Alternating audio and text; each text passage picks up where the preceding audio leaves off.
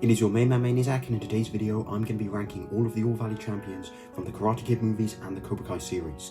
So this will include all of the characters that were known to have won the All Valley title in any of the movies or in the series. This will not include who could have potentially won the All Valley title when we didn't know, when we weren't watching the films, or between the Karate Kid Part 3 and Cobra Kai Season 1. And it also will not include great fighters who didn't win the All Valley title, such as Julie Pierce or Robbie Keane.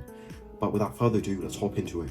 So I've actually done is created a tier list, which a lot of YouTubers use to rank different things, and I'm just going to be using the images of the representative champions, and I'm just going to rank them in different tiers. So pretty much on this tier list, there are different tiers, and the highest tier I've got is GOAT tier, which stands for greatest of all time. Then after that, there is Legend tier, then Demigod tier, then Champion tier, and Got Lucky tier. So Champion tier is just kind of bare minimum. That's basically what you'd expect a champion to be.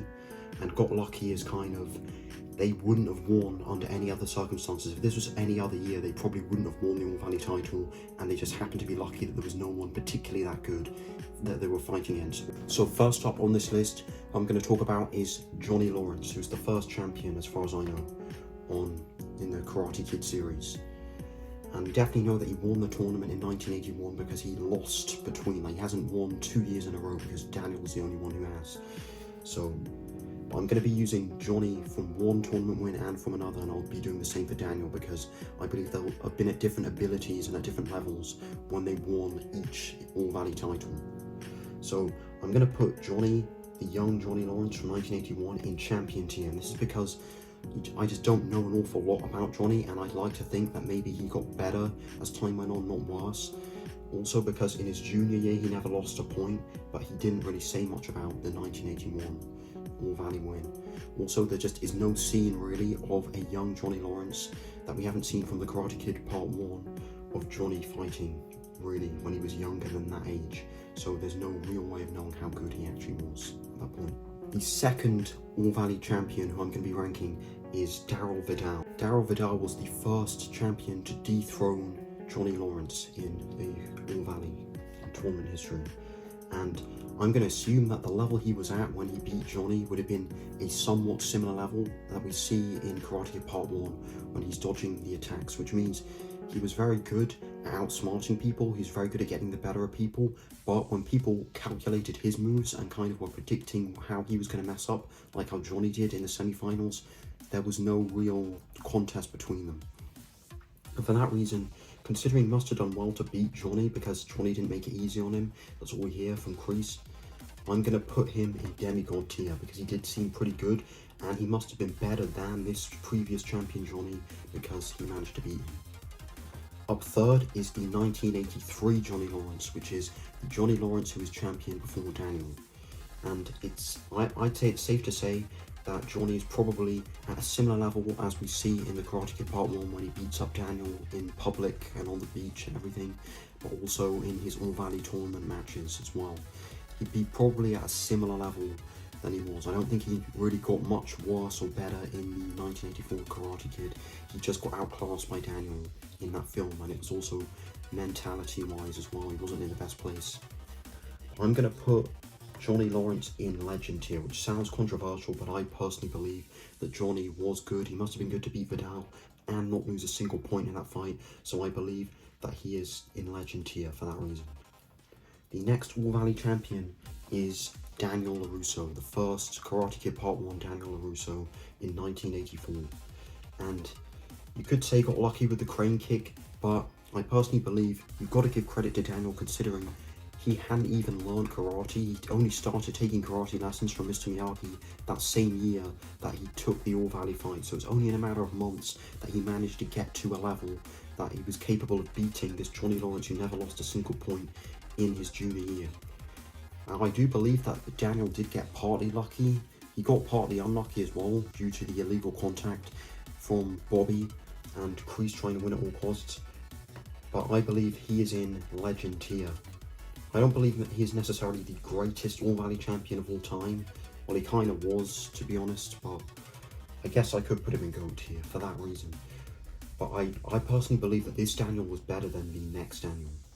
And next up is Daniel again, who was the only ever 2-year in a row All Valley champion up until this point, and he beat Mike Barnes. I personally believe that if Mike Barnes had tactically fought differently, he could have beaten Daniel, he could have won, he could have scored 3 points.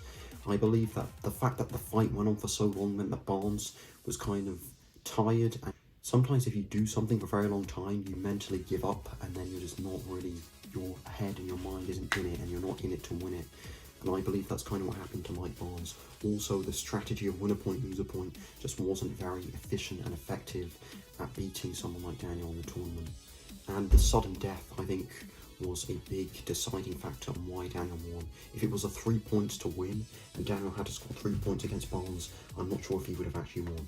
So for that reason, I'm going to actually put Daniel in Got Lucky, because one, he was fresh, which means he didn't have to fight in the semi-finals or anything like that before, so he wouldn't have been tired from previous fights, unlike Barnes, and he also only had to score 1 point to win, so I believe he did get pretty lucky in that. The next champion is Xander Stone, and I personally believe, again, Xander is pretty standard and he's in champion tier.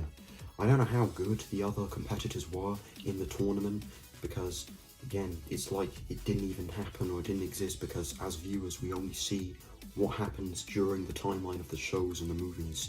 So, but I think Xander is definitely champion tier, because I just put him as champion tier because he seems like he must be somewhat decently skilled, being able to be agile enough to flip and kind of backflip over and do all kinds of acrobatics. But I personally believe that Robbie or Miguel could have beaten Xander Stone, which is why I put him in champion tier. Not the worst, but not the best. Next up is Miguel, and I put Miguel in kind of demigod to champion tier. I'll put him in demigod tier. He was better than Xander because he managed to beat him in the fight, and also again, like Daniel in the first tournament, he managed to actually improve and make a lot of progress in such a small space of time, which I think deserves credit. Next up is Eli Moskowitz, who was the boys champion for the next All Valley tournament. And I think because of what Eli went through, that's a mark of a great champion in itself. And also the fact that he was able to beat Robbie, who I believe was better than Robbie in the first tournament against Miguel. And I believe that Eli could have beaten the Miguel that became champion in the first tournament. I think he deserves to be in legend tier. And then finally, last but certainly not least, we have the first and only female All Valley champion, but hopefully will be the first of many if the All Valley tournament continues. But I don't think we'll see that in the show. And because she is the only female champion, as far as female champions go, she's the greatest of all time because she is the only one. So that's why she's goated. And that is all of the champions on this tier list. I hope you guys enjoyed the video. Let me know if you agree with my thoughts on all of these rankings. If you disagree with me, you can actually find this on tiermaker.com. You need a Twitter account to sign in. I'm not sure if you need it to do any tier list, but to make this tier list I had to get a Twitter account.